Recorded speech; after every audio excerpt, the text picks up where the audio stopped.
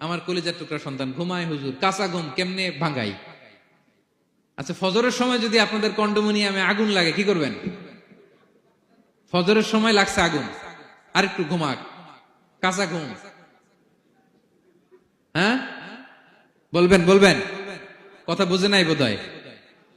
যে বাবা মারা মনে করে সকালে কিভাবে ডাকি, উঠতে চায় না হুজুর, কাঁচা ঘুম, কষ্ট হয়ে যায়। ফজরের সময় যদি আগুন লেগে যায় আপনার ঘরে কি করবেন?